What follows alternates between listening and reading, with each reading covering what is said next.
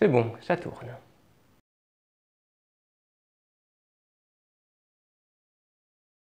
Dans les premières news de Vadrouilleur, je vous expliquais comment je réalisais mes épisodes, le temps que ça prenait et la charge de travail plus ou moins que ça représentait. Et suite à celui-ci, eh bien, François s'est manifesté pour me proposer son aide dans la réalisation des sous-titres et des vidéos. Donc tout d'abord, merci à toi de t'être présenté, de t'être proposé, ça fait vraiment plaisir, merci. Si d'autres veulent aussi contribuer à la chaîne, à son développement d'une manière ou d'une autre, qu'ils n'hésitent pas à se manifester, toute aide est toujours la bienvenue. Et concernant le sous-titrage, eh bien pour le moment j'en ai 3 ou 4 qui ne sont pas encore sous-titrés, mais ça va encore. Franchement, je suis correct, niveau timing c'est bon, mais si à un moment je suis vraiment short, là alors je ferai appel à toi.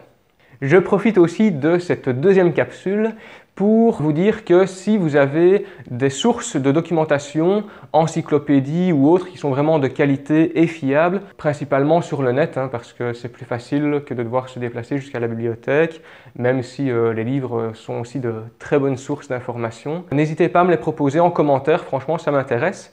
Comme ça, je pourrai étoffer davantage mes contenus et avoir plus de sources pour pouvoir les confronter et mieux documenter alors les vidéos. Aujourd'hui, j'ai décidé de répondre à la question de l'explorateur qui me dit « Très bonne initiative, c'est cool d'avoir des formats plus légers comme ça. Tiens, pour le prochain épisode, j'ai une question. Dans l'outro de tes vidéos, tu évoques ton livre. Pourrais-tu nous en dire plus sur les sujets qui sont traités et son origine ?» Pour ceux qui l'ont déjà remarqué, à la fin de mes vidéos, je fais la promo de mes livres.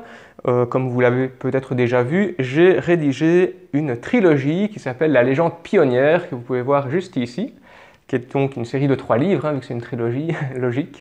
Le principe de ces vidéos, c'est que je n'écris pas à l'avance ce que je vais dire, j'essaie d'être le plus naturel possible et d'aller droit au but.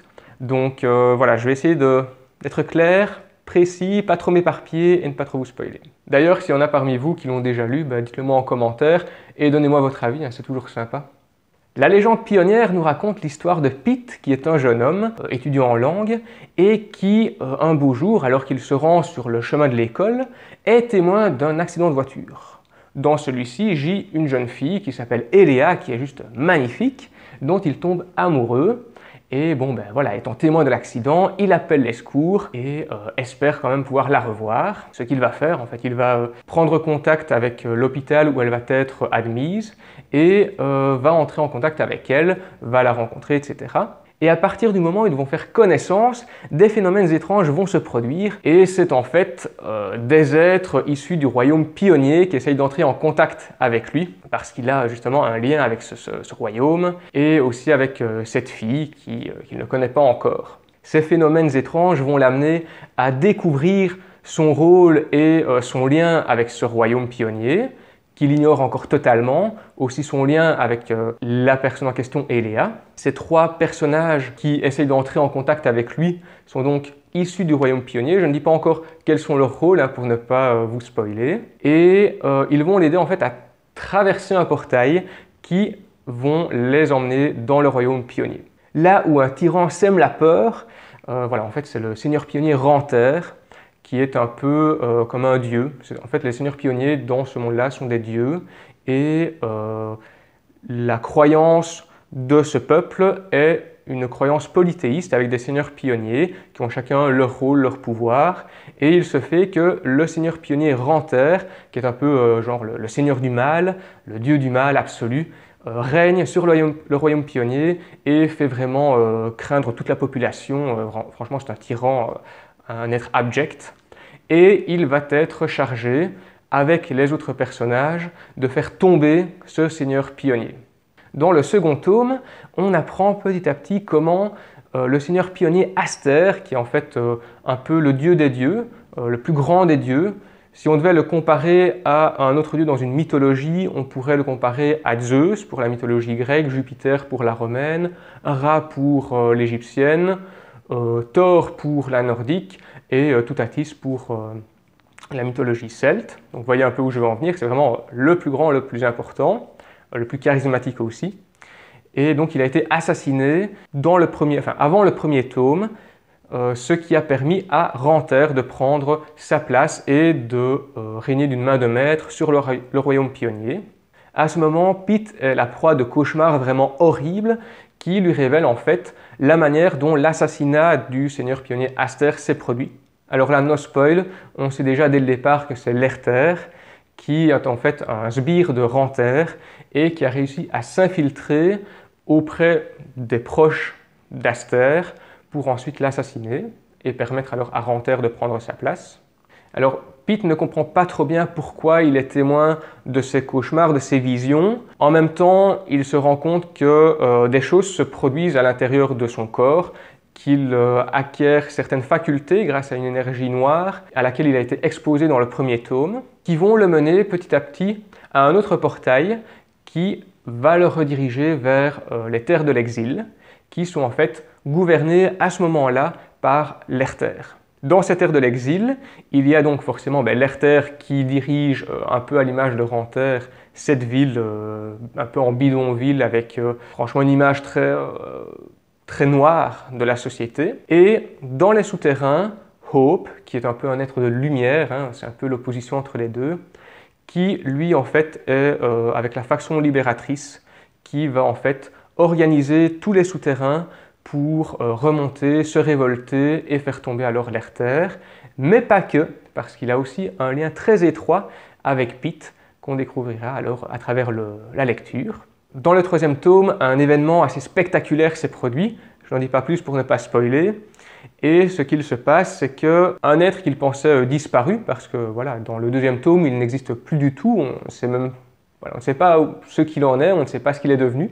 Mais dans le troisième, il réapparaît, c'est Gabriel, ça vous le saurez dès les premières lignes, donc il n'y a pas vraiment de spoil. Et donc après cet événement vraiment spectaculaire, il y a au loin un tourbillon de nuages en arrêt qui s'est synthétisé, qui s'est formé de manière à créer des marches en nuages, oui j'ai beaucoup d'imagination, et qui sont en fait, qui représentent en fait le chemin vers la cité des cieux où vit le seigneur pionnier Sinopsis, qui lui est en fait un seigneur pionnier, aussi un peu comme un dieu, seigneur pionnier, qui est au courant de tout, le passé, le présent, l'avenir, qu'il soit à un endroit précis ou pas, il est au courant de tout. Et il arrive à communiquer en fait avec un ongle métallique, il a juste sa main, un ongle métallique, et un objet assez étrange sur lequel il tapote. Puis il a aussi un autre don qui lui permet en fait de communiquer par télépathie, ouais, c'est ça,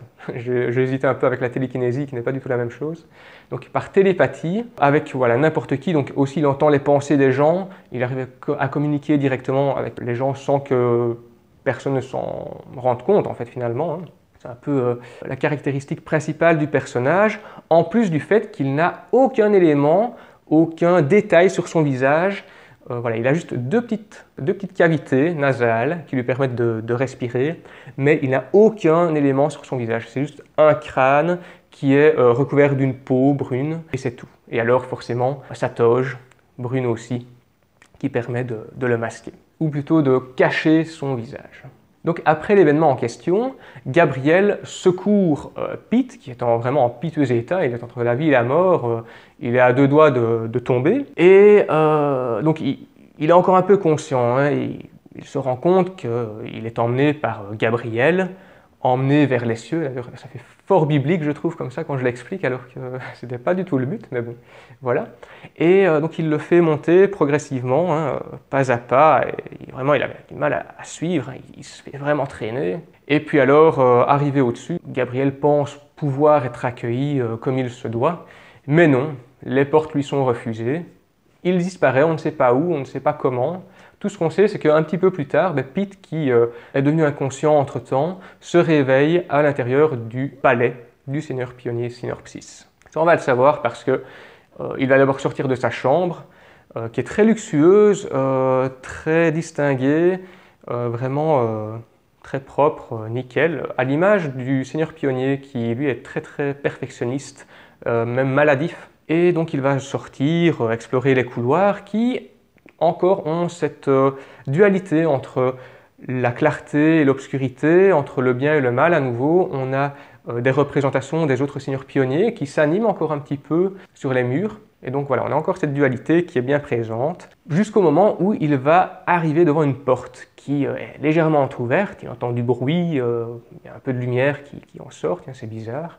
Donc il va s'approcher, observer vraiment très discrètement, et il va voir un homme avec une toge, visage masqué, donc on devine que c'est Sinopsis, qui s'amuse. Il est dans un fauteuil très luxueux, un peu rembourré, genre si on voulait un petit peu se le représenter, on pourrait imaginer un fauteuil de comte, de duc, vous voyez vraiment le style, avec tout ce qui va avec dans la pièce. C'est vraiment très luxueux. Et il s'amuse à ouvrir des failles temporelles, les refermer, faire émerger des objets qu'il transforme au gré des idées et au gré aussi du mouvement de son doigt, de son ongle métallique, qu'il agite un peu comme le ferait un chef d'orchestre. Donc là, il observe jusqu'au moment où, un peu trop curieux, il ouvre un petit peu trop la porte, ça grince, c'est un peu cliché, mais voilà, ça se passe comme ça. Le seigneur pionnier se retourne et se rend compte qu'il est observé. Puis là, pouf, un éclair survient, un flash de lumière intense. Pete est aveuglé pendant un court instant et au moment où il ouvre les yeux à nouveau, le seigneur pionnier a disparu. Entre-temps, une des bonnes du seigneur est arrivée et lui dit qu'il est attendu auprès du seigneur pionnier. De manière assez agacée en fait, parce qu'elle n'aime pas trop qu'il puisse comme ça fouiller à l'intérieur du palais. On comprend tout de suite qu'il y a quelque chose, qu'il y a anguille sous roche. On comprend tout de suite qu'il y a un truc qui ne va pas. Et bon, arrive ce qui doit arriver, il rencontre alors le seigneur pionnier, qui, comme je le disais, est un perfectionniste maladif, et on va le découvrir à travers les premiers chapitres, où on comprend assez rapidement qu'il ne tolère pas la différence, qu'il ne tolère pas ce qui sort un peu des lignes, qui ne serait pas comme il l'entend. D'ailleurs, il n'hésite pas à faire disparaître les gens qui n'entrent pas dans son canevas. Donc voilà, là je n'en dis pas plus parce que déjà je spoil un petit peu. Et on va se rendre compte que ce côté perfectionniste maladif est nuisible pour tout le royaume pionnier, que ce soit la Cité des Cieux ou plus bas le royaume en question. Et donc c'est là que Pete va devoir à nouveau intervenir avec d'autres alliés, mais pas ceux qu'on imagine. Comme je disais, le livre est soit disponible en téléchargement, soit en commande, en livre papier. Je dirais que je préconiserais plutôt le téléchargement au livre papier, même si les amoureux des livres préfèrent les avoir en physique dans leur bibliothèque. Si vous ne faites qu'un téléchargement, moi ça ne me rapporte pas plus, donc c'est kiff-kiff, que vous preniez l'un ou l'autre, ça m'est égal. Mais quand vous téléchargez, forcément, vous ne faites pas d'impression, donc il n'y a pas d'arbre coupé, etc. Tout le processus de création du livre derrière. Donc c'est plus intéressant pour ça. Maintenant, pour ceux qui veulent vraiment le livre imprimé, je vais vous montrer. Vous voyez ici, c'est certifié imprime vert. Et pour se le procurer, si vous commandez, vous pouvez le faire en ligne sur fnac.com, Amazon ou bien en librairie directement. D'ailleurs, c'est ce que je préconise aussi dans les petites librairies d'indépendants, c'est ce qu'il y a de mieux. Et si vous voulez le télécharger, là alors c'est dans toutes les bibliothèques en ligne connues. Voilà, là je n'ai même pas besoin de les citer, vous les connaissez très certainement.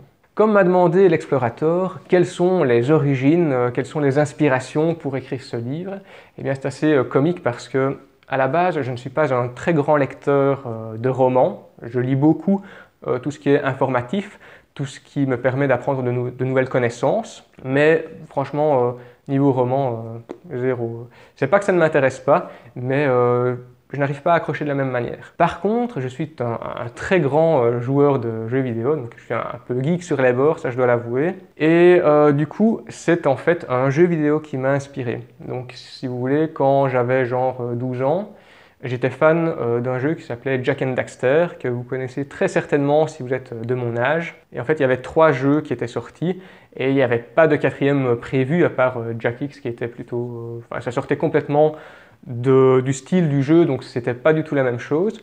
Et vu que j'étais vraiment super fan, d'ailleurs pour vous donner une ordre de grandeur, le premier jeu, je l'ai passé entre 40 et 50 fois. Le deuxième aussi, 30-40, et le troisième, une trentaine de fois. Donc vraiment, j'étais archi fan, je connaissais toutes les répliques par cœur, un peu un no-life pour le coup, même si j'avais aussi une vie à côté, je vous rassure. Et j'étais déçu de voir qu'il n'y avait pas de suite prévue pour ce jeu. Donc j'ai commencé à dessiner beaucoup. Et je me suis dit, tiens, et si je mettais des mots sur ce que je dessine? Et donc j'ai commencé à écrire la suite une suite possible, Jack and Daxter. Et ça m'a vraiment beaucoup plu. Et puis voilà, écrire sur quelque chose qui existe déjà, c'est bien. Mais je me suis dit, et si je commençais à écrire sur quelque chose qui n'existe pas vraiment, créer tout mon univers, créer mes propres personnages, la propre histoire, etc. qui tourne autour. Et donc c'est ce que j'ai fait. Comme j'ai dit, je l'ai fait éditer. Alors comment ça se passe? Donc si vous voulez faire publier votre livre, soit vous le proposez à une maison d'édition, c'est un véritable chef-d'œuvre, elle a beaucoup de sous à dépenser et donc elle va vous le publier pour vous. Ça c'est très rare, ça arrive très rarement. Ou bien vous voulez quand même le faire publier, vous le proposez à une maison d'édition et alors vous passez à la caisse. Là, il y a deux types de maisons d'édition.